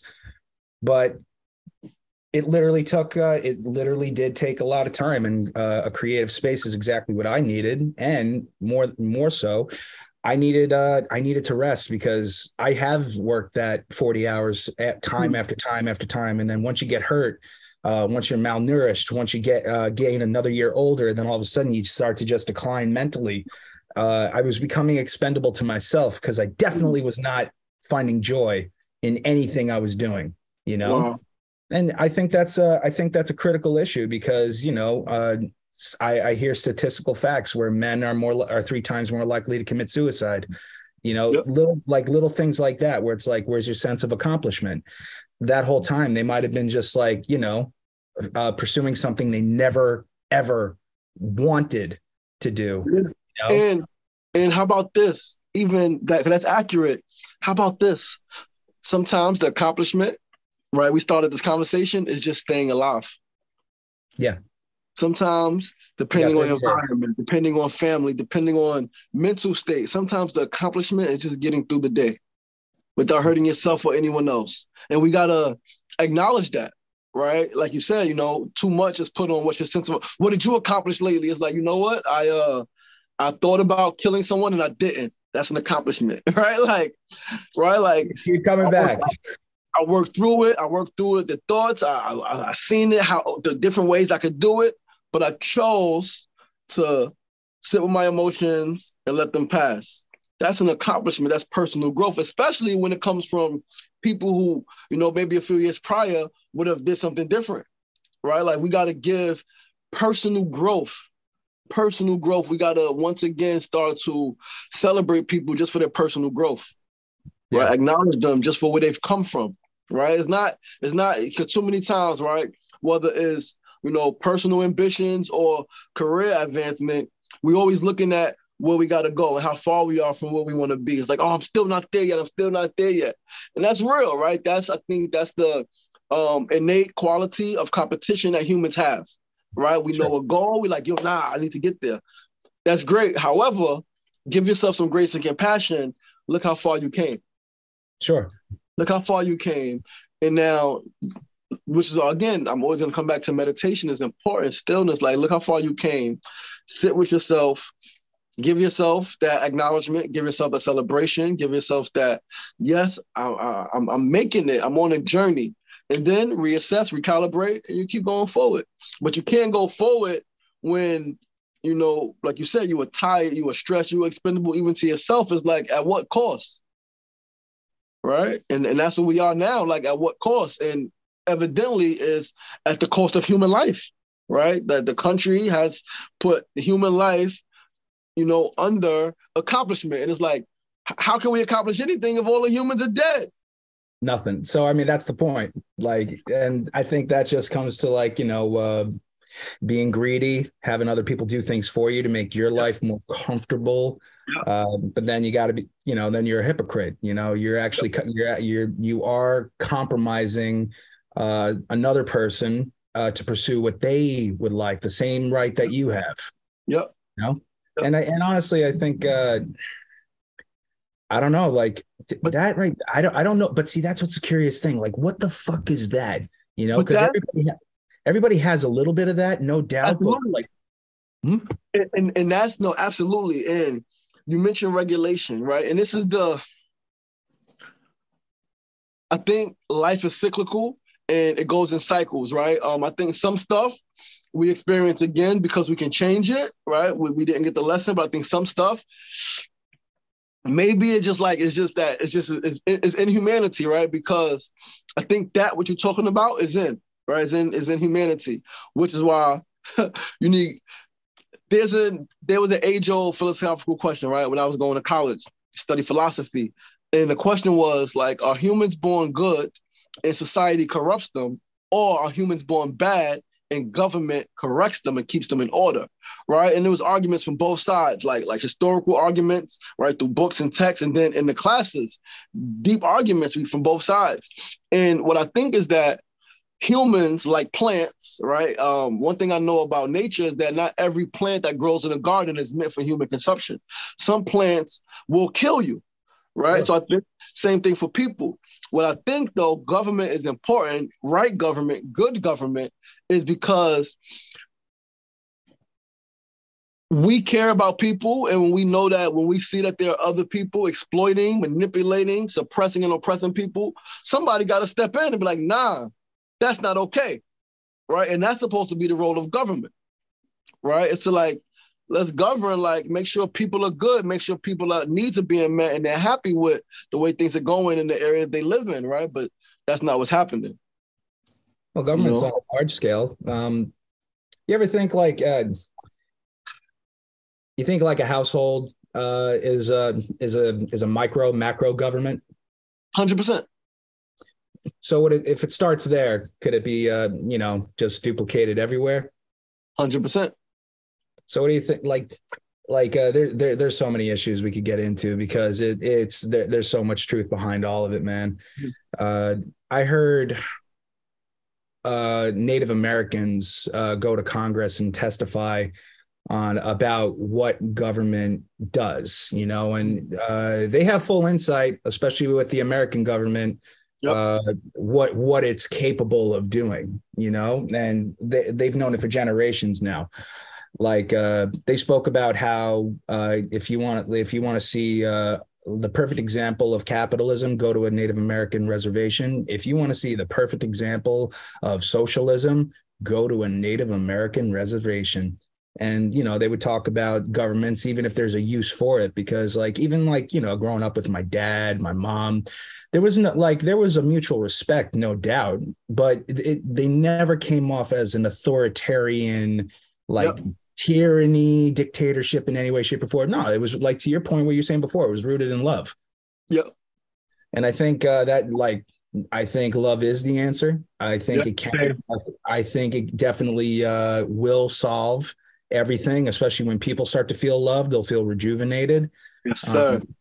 I think if God doesn't ask for more than 10% of your income to be going to church or charity, so I don't think it is. I don't think it's ethical for a government to ask for more than 10% of what somebody could contribute, because the rest of it belongs to them. Yeah. That's their labor, that's their sweat, and I know there's taxes, there's infrastructure, there's all these little like nooks and crannies, but ask yourself, how much of it is essential? Oh, yep. Wow. I think there was a lot of reality checks of what we need and do not need in society for sustainability that the pandemic actually did kind of show, but it's not really like some of the most powerful companies in the world, they're non-essential, they were shut down. Yep. Absolutely. And rightfully so, it's like, so what is it? Just retail? That's it. Yep. So, I mean, like little things like, and even like something like the technology we're using. Yeah. Now that we got it, it's very important, I think, for an open line of communication, to the extent it's a little bit obnoxious, because it's like, what does it actually do to the human brain? I don't want to throw Apple under the bus, but they're the best example, because they were the only company in the world, I think with 50,000 employees for certain, maybe more, that would have had full salary during the pandemic that lasted for 4 years. So to me, that's how much they had in reserves. That's where they for sustainability. I don't know if I'm using the word appropriately, but I think that's a false dichotomy. Because not a single one of them have access to food. They have access. You know, they have access to money. They don't work with apples. They don't know nothing about agriculture. They just like what they actually do for human society is feed addiction, because 100% that's what this device does to the human brain. You know, it's literally addiction. That's all it does. It's more of a drug cartel than anything. I don't mean to throw them under the bus, because I like Apple TV Plus. I think they do come up with great products that we use even now. I'm on a Mac laptop, but like if they're not essential, you know, is that true power? Like, or literally, is it just sort of like creating this fantasy world where you have absolutely, in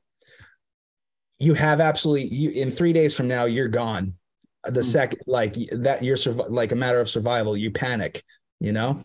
And everybody who you think is your friends at Apple, how much you think they're really going to like really be on your side when shit hits the fan, which it did, but you guys were staying connected because the Wi-Fi was still going, because you had all of these men working on the grid, making sure that society was staying afloat, guys driving the trucks, all these little things, you know? So like, what is it that, you know, we need as a people to really survive? Because money ain't going to do jack shit. It doesn't. No. It does not solve a single problem. It doesn't. And you know, it's so incredible that you say that, right? Because a lot of us, right? So this is the thing, right? It's such a ironic thing, because so money doesn't solve everything. However, if I'm poor and if I'm selling drugs because my family doesn't have money, right, to pay rent, right, to eat good food, to buy me nice clothes, money will solve that problem, right? Now, this is the thing. I think money as a tool shows us really who we really are, right? Oh, yeah. Because it's a weapon. It's a weapon, right? It is a weapon. Because there are people who, you know, myself, you know, didn't have money, but I still, you know, with the little money I was making, I would buy like sandwiches and give sandwiches out, right? Like I would do things with people. So now I started making more money. I'm doing the same things at a bigger scale. Sure. Right. So that's what money does. Is a tool to do more. Right. But on the flip side, it could be a tool to oppress, right? A tool to do all those other things. And so you ask, what do we need to survive? We really just need each other. Right, we need each other, because money was created as a way to go from the bartering and trade system to like, I can purchase from you, and it's like we go back. We've always had currency, right? Whether it was gold, silver, whether it was rice, grain, spices, right? Sure. Whether it was our own art, our own intellectual property, right? It's just been exacerbated to a point where now it's like we're forgetting the essential piece of the trade, which is the freaking person, right? And I think that we can have all of these different things, and we can, because the world advances, right? We humans have a tendency to live in the past, and it's like, it's great. Yeah, there were great times. We remember when, we didn't need money. It's like, okay, but now we do. Right now we do, only in the sense that society created a system that we need money, right? Yeah. The rent, the taxes. So it's a, like you said, it's a strange dichotomy. You use the perfect word, right? And so that's not my favorite word, because I've never really used it. I heard it and I'm like, I don't quite understand it, but it is, like I said before, like it's a curious thing, because it's like what can possibly, prevent somebody from going to deal drugs just to pay the rent and do it again within 30 days? Because now you have this construct, and I've heard it countless times, and, I didn't really care for the term, where time doesn't exist because you can't really prove it. Meanwhile, as soon as you wake up, you got to do it 30 times, and that counts as a month. And now, where does that all come from? Oh, it comes from the zodiacs and the signs, where we kind of just see this pattern, and we grow older, but the pattern is always the same.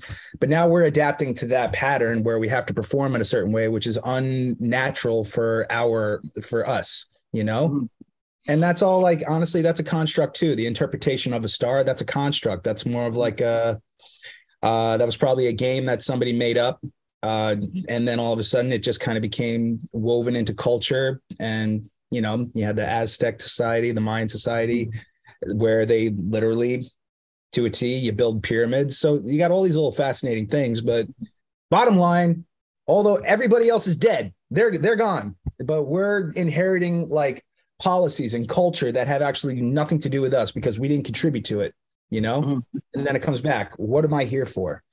Mm-hmm. To change everything, to not do it anymore, to stop going in the senseless direction of usury, because that's what people are. If they're just being used, I mean, then what the hell was the point of even coming here? Mm-hmm. Were we sent here to actually fight and like what? Not overthrow, because I think that's a horrible thing. Or what about just say no? No, get somebody else. I don't want to do it. Mm-hmm. I don't know, man. Like, there's so many things. Because saying no, and you got people who are hell bent on making you do it. You can't just say no. You got to fight back. So, like, we could think that it's horrible, but going back to plants, not all plants are meant for your consumption. Some plants are meant to kill you. Some people are they're here to control you, right? Yeah. And it's like, to just say no, it sounds good in theory, but people have tried that and they've been slaughtered. Families and villages have been slaughtered. So it's like, at some point you have to fight back physically. It's the last defense. We talk about defense. Physical fighting is the last line of defense, right? It's mental first, right? It's a lot of intelligence, right? It's cultural, right? It's chemical warfare. There's all of those things. But at some point, you gotta stand up and be like say no, but like mean it, and you gotta use your body. And like, if there are people in position, like for example, you got a home, right? If I come to your house and slap you, right? You might call the authority, like, yo, somebody broke in my house and they slapped me. Now, let's say the authorities come, but they slap you too, or they give the go-ahead for the person to slap you again. You like, yo, whoa, like, what are you supposed to help me? You find somebody else to cope. Like, nah, you got to have a boss. The boss comes in and is like, yeah, he's complaining, slap him again. At some point, pick up a baseball bat and get the hell out of my house. Yeah, right? I think it's a matter of boundaries. You have to defend yourself. You have to defend your family. You have to defend your land. And so, like, when I say overthrow, it's only in the sense that, yo, nobody wants to fight, but, like, what are we supposed to do? Maybe that's the point. Maybe we're being shepherded into a way just to see it, or, you know, maybe I hate to actually say it because, like, because it does feel like a game. For me, even on a spiritual level, like, it feels like we're, you know, we're an original story waiting to be written, and we're on this game board that, you know, we can't really see because it's all we've ever known. But for those who are like way up the line, and then, you know, you kind of just read these stories where I hope that's not what it really comes down to, where it's like we're just we're a character in a book that somebody else is going to just read just for inspiration, you know? Yeah. And I don't mean that on a parallel universe space, but, like, you know, going over the course of history, like William Wallace was from an oppressed country, but it did get to the point where he fought back, and he led a revolution for Scotland to actually be an independent country. We don't so moving forward, now it's just a storybook, but it's not. It's actually human. It's real life. So it's a curious thing where it's like, are we driven to the point of being not a character, but being a character in a story? Yeah. And we are. And so for me, that's okay, because it's like, as a storyteller, life is story. Life is a story, right? It's beginning is the end, right? Each person is their own story, right? Each country is its own story. Eventually, humans are going to die out, right? Like, we didn't always exist. Not in this way. We're not always going to exist in this way. The sun, at some point, is going to burn out, right? Mm-hmm. At some point, the sun is going to burn out. And so, because studying history, we know that it's like, what else are we other than story, right? Because if story is life, if story is the depiction of life happening, then we are, to me, like not more or less, which is why I think, for me, having this mentality, sharing it with people in positions of power to help them humble themselves. Like, you're nothing more than a story, bro, sis.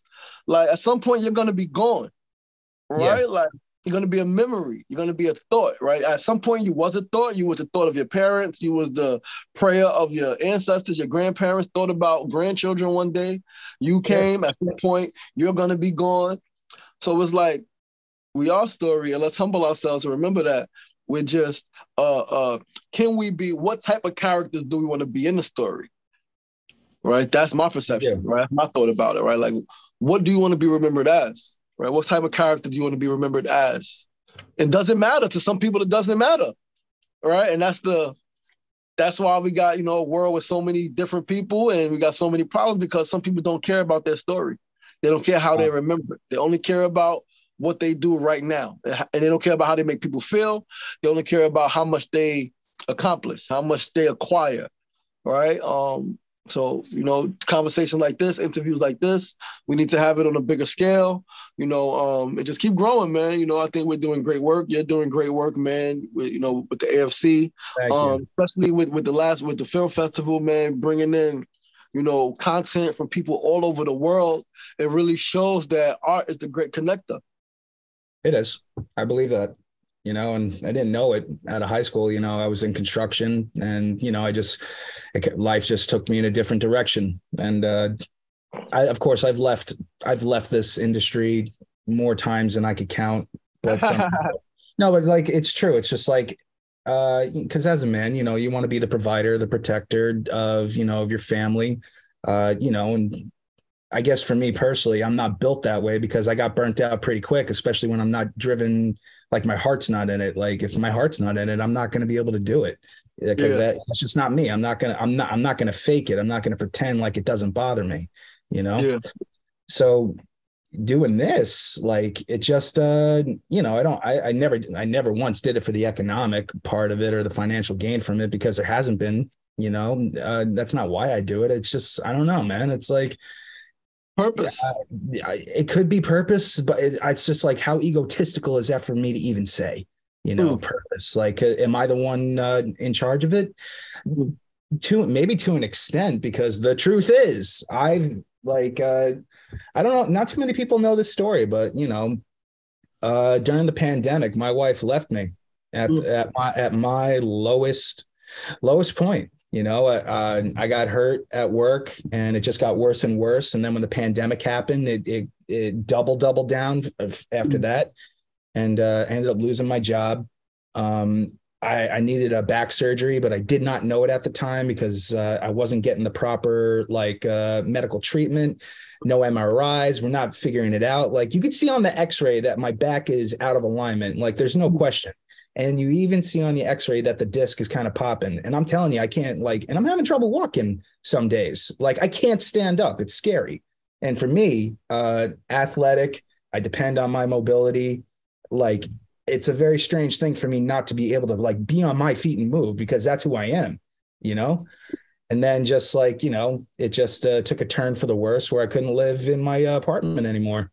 I had nothing left. And I felt so embarrassed and disgraced that I did not succeed in my career as an actor, as a writer, producer, or whatever, that I was done. I was ready to just be unalive. I was committed to that idea. The AFC was on its way to being dissolved. The whole board of directors and I at the time, we all signed the paperwork within a few months. And we dissolved it with the state, and somewhere along the line of within the year, I'm going through my mental anguish, and I still can't walk. I still can't do all this stuff. I'm being driven crazy, like moving back in my parents' house, and it's like, I left here 10 years ago. I refuse to go back, and now it's like, wow. Ultimate failure. So it wasn't just one thing. It was a combination of a metric ton of different things, more spiritual than not, but definitely more than I could bear. and it crushed me. It did. It squeezed every last drop of hope out of me. And it took a lot of time, but within and God, antidepressants, don't recommend them because that they do more damage than good, I think. I did. It took over a year just to kind of all of a sudden just find like a breath of air, a breath of fresh air. And there were a lot of little things that I needed to do within that year just to kind of like find a little bit of hope again of continuing. Because if I do have a purpose, what is it? And if it's not acting, then why can't God Almighty, why can't you just let me stop and just let me quit? Don't allow me to go back into it. So what ended up happening was, I think it was maybe February of 2022, like right around that time. I was working at Legoland for the summer, and up until that point, it just wasn't really working out.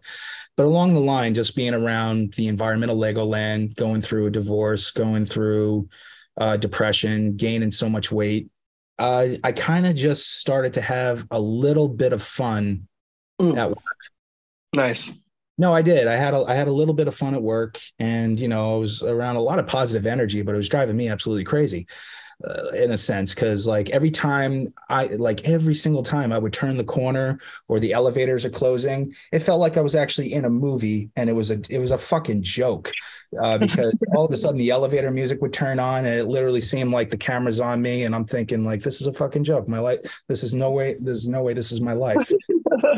And no, I did not want to do it anymore, and I just didn't care. And it was highly recommended that I do the back surgery, but no, I didn't want to do it. So I didn't do it because I figured it's not going to matter, because a year from now, I'm not going to be here. I'm done. Like I'll work, I'll do what I got to do just to kind of like bide my time to give me something to do. Cause I was literally alive only to make sure that I didn't burden the other board of directors with the AFC to make sure that the final nail was in the coffin. I was going to wait. And then what ends up happening? Yeah.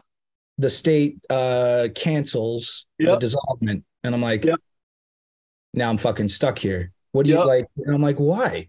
Well, because there were like the way it basically was explained is that I didn't do the taxes from the year prior yet. So I had to report that first before I dissolved.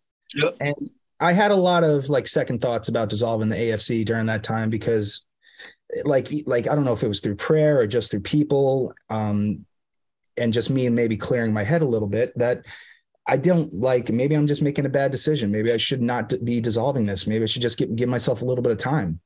So I ended up losing my job at Legoland for, just for reasons I don't even want to get into. But real talk, bro, even going through all that depression, I was still ranked #1 model citizen in my department. I still was I cared enough to the point where I'm actually showing mom and dad kids a good time, where, I'm not taking a play off. I know why I'm there. I'm going to just, live or be alive for the moment, but that's it. But I'm still going to be me. Yeah. And it was February where I lost a good friend of mine from high school because we reconnected right before Legoland opened up. And I knew this kid since high school, and we both went to plumbing class together at a tech community space similar to the one you want to develop, where we met as teenagers. Incredible. And he died of a drug overdose. And I'm like, I saw how sad, because how everybody really was. It really I was in so much pain during that time. I mourned for him, but not to the point where it actually had a direct hit on me anymore, because I was already beaten down, to the point where I could feel I couldn't actually feel anything. I wept much later. I even have his memorial card in my room. But going to his funeral was really, really tough, because a few months before that, He and his wife lost their baby to SIDS, and now he died of a drug overdose or something. Or no, he didn't have a drug overdose. I'm sorry, he had a heart attack at 31 years old. Oh. And like it was just like the worst thing that could happen. I'm like, you got to be like the most freak thing. And one of my coworkers, they couldn't find him. She went down and discovered his body downstairs, and it became a thing. And it was just the most unfortunate thing that there was probably nothing they could have done as a company to avoid that. Yeah. But it was just a freak accident. It was just a freak accident. So like then, a couple more months go by. I don't know what to do with the AFC, but then all of a sudden it's a summertime, like just a few months later. And I'm starting to just take in, all right, we got through the winter. I'm breathing in the warm air. And you know what happens now? Another friend of mine dies. Where all of a sudden I actually felt that one a little bit. Kid fell he was 31 years old too. 31 years old. He slipped and fell in the shower, and his name, God bless him, was Dan Miller. We met at college few years after I met Shane. Just as I was learning how to become an actor, we played baseball together, and we were right there neck and neck. And like I'm throwing, he's hitting, like we're playing, but he always stuck with baseball. That was his passion.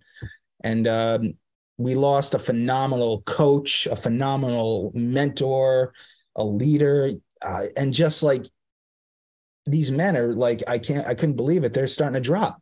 And then 3 months later, I found out another good friend of mine died. He died of the drug overdose. That was Zach, or something happened. Like, and he wasn't like, as soon as I came to Queens back in 2014, I met him. Because he was part of like a sort of like a Believers Christian representation management company that a friend of ours, a co-friend of ours, actually started just to kind of like help with casting, directing, and that's how we met. And then he came to Astoria, I came to Astoria. We always kept in touch, and now this guy, who I was on set with multiple times, now he dropped, and I'm thinking, and that actually really hit me even hard because I didn't know about it. So. Thinking about it now, I finally started getting my feeling back, my emotions back, not like, not the numbness so much, but I'm actually starting. Yeah. So like, even now I started to realize there's a pattern, but then like before we even, like, as soon as that happened, I think it was in this past September of 2022, where I got enraged. Because I lost 4 solid men that I've known for a long time that were really like, like not on Team Phil, but the ones that were like, I was there, to be that conversation, at a certain point of time. And then, I actually really felt even the gap that they left by not being around anymore. Yeah. I was at the point where it's like, you know what? Now the AFC is not being dissolved. I don't have a card to play. Now, you know what? I don't care if I'm alive or dead anymore. So what could I do? I'm basically like Atreyu running through the Sphinx. And dude, like, you know what I'm talking about? Like, as if my life depends on it. I started running for my life, and I started like pushing into the AFC as hard as I possibly can, to the point of absurdity and obnoxious. and just to the point to prove that, look, it's fruitless. It's never going to work. So why bother even trying? And I was wrong. Because I put my best foot forward as if my life did depend on it, because it definitely did. Did. The Triborough Film Festival worked. Yep. And the AFC has grown, and it's still working. Yep. So it's like, if I do have a purpose in this world, and if this does have something to do with it, then, it's a fight. It's a fucking dogfight, bro. Cause like it's literally like make or break, but it's not just about me. This is something that could lend spiritually, creativity, economically, financially, purpose driven. It's on, like, I don't know, I wouldn't call it essential, but there's something about this tool that could really elevate people to a better life. Yep. And I'm really wondering if that's the only reason why I'm still alive. It's literally to be not a stepping stone, but to even to help provide for myself a tool that could elevate my life. Yep. And is it duplicatable and sustainable for other people? Mm-hmm. I think it is. Yep. You know? And I had to just accept the fact that, if it's not about me, but if it is maybe for something I leave behind, I don't have to start a revolution like William Wallace did, but I could just build something that's just as important and just in a different manner, Yeah. And I'm still figuring that out. I try not to overthink it. And I really wanted to give myself something, like a reason to live for. Another reason why I got a dog, because this puppy loves me unconditionally. And it's if I want somebody or something to love me, because, I don't know about you, but I love being loved and being in love. Yep.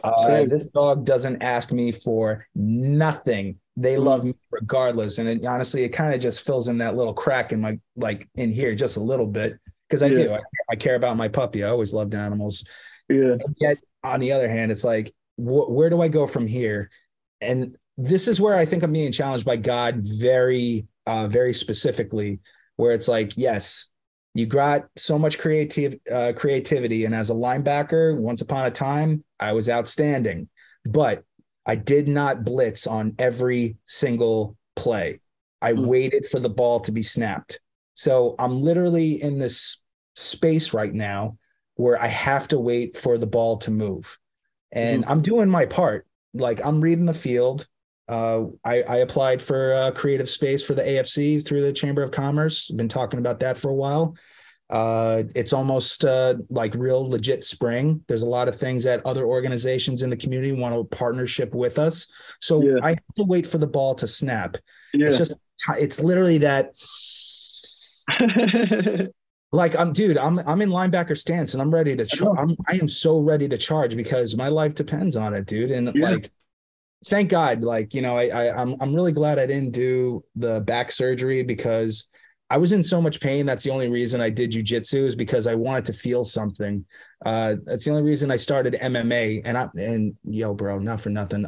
I'm not going toe to toe with these guys, but I'm getting up from getting knocked down from some of the best fighters on the East Coast. These guys up in the Catskills know what they're doing.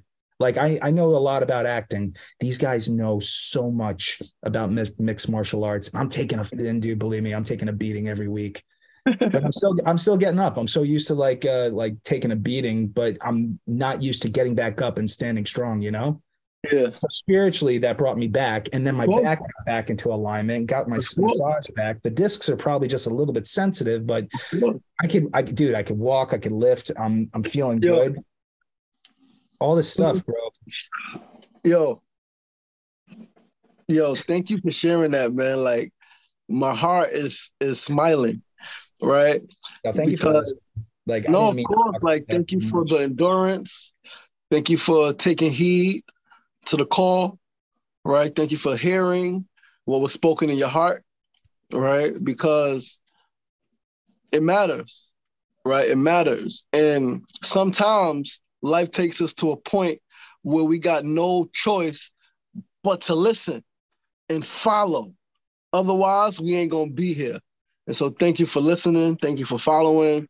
Because of that, so many people, have a space where they feel like they belong, a platform where they know that they can share their work, right? Yeah. And sharing work is not just about sharing work. Sharing work is about sharing yourself, right? Sharing this work is about sharing part of who you are, right? Which is, we all have an innate sense of belonging. We all want to feel like we belong, right? No matter how independent we are, no matter how fine we are being isolated, no one innately at the deepest root of our being wants to really be alone for their life. We want to connect. We want to be with people who get us, people who respect us, who understand us, who are patient with us.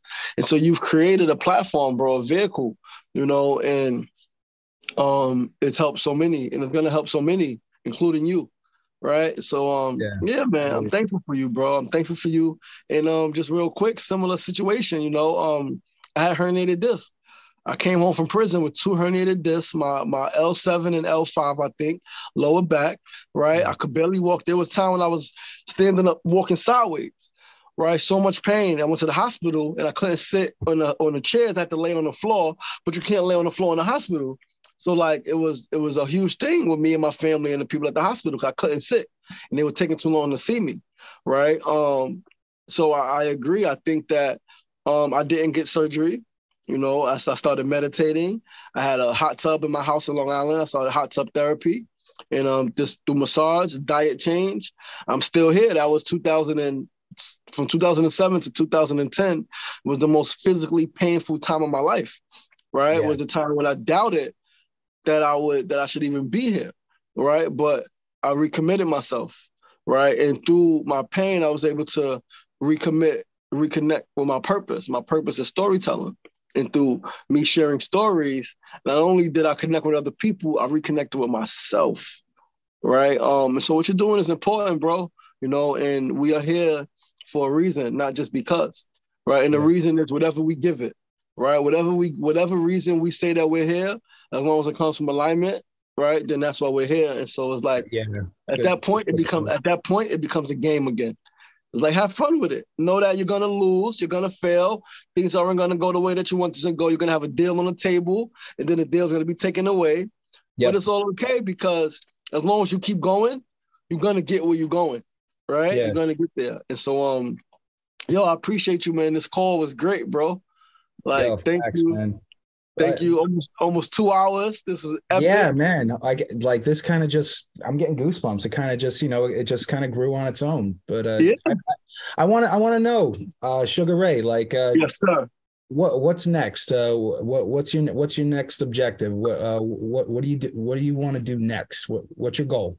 I mean, it's a continuation of what I'm doing, right? It's no, a lot of times when we ask what's next, and not you personally, but a lot of times that question in the gates is already happening. Yeah. Right. But I get it. Like, what's next? What's the next step? So I get the question, right? Especially from you. All to snap.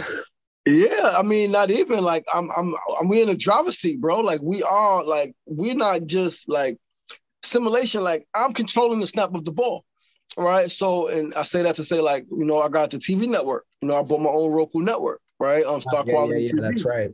Right. I haven't launched it yet because so much other stuff is happening. I haven't even really had time to think about it. But I have it. I own it. Right. I'm paying a monthly bill for it. Right. And it's great. It's gonna be great.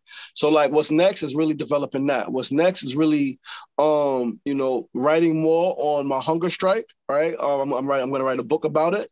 Right. I'm gonna do an art exhibit, with the photos that we took. Right. So we can keep the conversation going about that particularly. I'm building my Queensbridge Studios, right? Independent film, TV, multimedia hub, right? That's continuation. I'm doing stand-up comedy now, right? So like, that's the thing, right? We're doing a grief support group in my neighborhood. That's weekly, and just more of that stuff. But what's next immediately, I need to finish writing. I'm so behind. Like I'm behind in every area of my life, right? Because life keeps happening, right? And because my work is an expression of who I am emotionally, my emotions are other places, right? I haven't seen my children in a while, right? 6 months I haven't seen my children. Almost 7 months I haven't seen my children. What's next? I need to go to court and get my babies back, right? Like their mother has kept them from me, right? 7 months now almost, right? So there's a lot that's next. But essentially what's next is just breathing, bro. It's just breathing, next breath, right?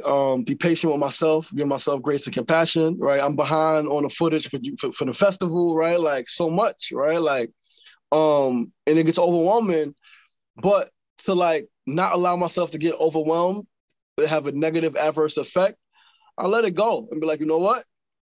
Right now, like what's more important right now is not productivity. It's simply being alive and being in a good state of mind, being in good physical health. That's what's prominent for me right now, right? Because like all the other stuff that's happening, it could break. I mean, it has the ability to like break someone, and I refuse to be broken again. And so if it means like pushing projects back, right? Even if that means, friendships, relationships being altered because I need to prioritize my mental and emotional health, so be it, right? So that's really what's next is getting back to the actual physical work, right? Because I show up Wednesday, I show up Thursday at the grief support group. That's easy stuff to show up and talk and like build like small programs, right? Like to write, agendas for a workshop. Like that's pretty easy and simple. Is the other stuff that's more emotional, the other art stuff, the filmmaking, the writing, the editing, because that's really where my heart is at, and so what's next is more life, yo. All right, more life, man. And actually what's really next immediately, I need to go eat. I haven't eaten yet. I just woke up, I was up. My sleep pattern has been off. I was up since like 2 a.m., then dozed off for like an hour at like 5 a.m., woke back up, super tired, dozed back off, right? So what's next is probably food and a nap. Facts. Yo, get it. Oh man. Like, so if anybody listening, if they wanted to actually follow you and what you're doing, like what's the best way for them to see you? My website, LashawnMarston.com, LashawnMarston.com. Very active on my Instagram, Suga Ray 4506, SUGARAY 4506. And that's the best way, my Facebook, Suga Ray, SUGA space RAY, to my website, through social media. Come out to the grief support group on a Thursday in Queensbridge, 6 to 8 p.m. at the community center. That's ongoing. Just different discussions on grief, how we process, how we heal, and talking about real life. This is not like a lot of times when people come to grief support group, they think it's about talking about old stuff. It's like, nah, like I'm going tonight to talk specifically about my friend getting killed. And even this morning, what sent me back to a nap, somebody commented on a video I posted of my friend saying like, yo, people get shot every day. He wasn't such a great person. I was like, you don't know. Right? It's such a, yeah, man, that's where I'm at, man. But yo, I appreciate you. I need to go get some food in my system, man. I love you, bro. Like, thank you for enduring. Thank you for following through on the calling and the vision, because I haven't been, but again, I'm committed to, because we have a shared vision, right? Astoria Filmmakers Club. So I'm committed to it.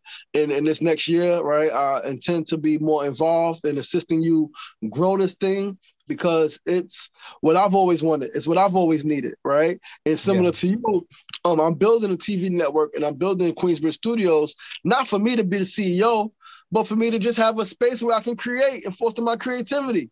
I just want to write the films, make the films, act in some of the films. You know what I mean? I don't want to do the business stuff. I don't want to be trying to figure out all the backroom stuff. But if it's not built, we got to build it and then put people in position to run it. So that's what we're doing. That's exactly where it is. Yeah, and I appreciate you, man. Enjoy your day, my brother. Just Suga Ray, it's always a pleasure, man. I'm really glad we had this time together to just finally, like, really just have a talk, like, just a one-on-one, just see what's up, bro. But all right, like it's only March 30th. In the next couple of months, we're gonna be like, I can't wait to just have like a AFC barbecue where we're just. I'm about to say we need to, man. Let's go. Let's make that happen. I'm here to support you. I'm here to help you partner, make it happen. Put money in, whatever you need, bro. I'm here for you. I'm here for the AFC, man, and I'm here for the people. Spread the word. That's it. No, like just spread the word. We're laying in a good foundation. We're almost four solid years. Honestly, that's a college degree. That's a high school diploma. Yeah. We're actually, and actually, what's next? Because I'm close to getting to production on is my talk show, the Suga Ray Show, right? And I'll be reaching out to you soon for an interview, my brother, because what you've done, bro, is what so many people aspire to do, right? Like to do a film festival, to build a club of filmmakers, right? Sharing ideas and resources, right? Like. It's what so many of us need, and we don't even know that we need it until it exists, because it doesn't exist. So we don't know what we need, right? Until it's like, oh snap, I need them guys over there, right? And so, yeah, man. Yo, it's a mystery. Anytime, whenever you're ready, I'm there, bro. Got you. I'll see you soon, bro. And that's a wrap, ladies and gentlemen. Thank you for tuning in. Lashawn, Suga Ray, ciao for now. Peace. Peace out.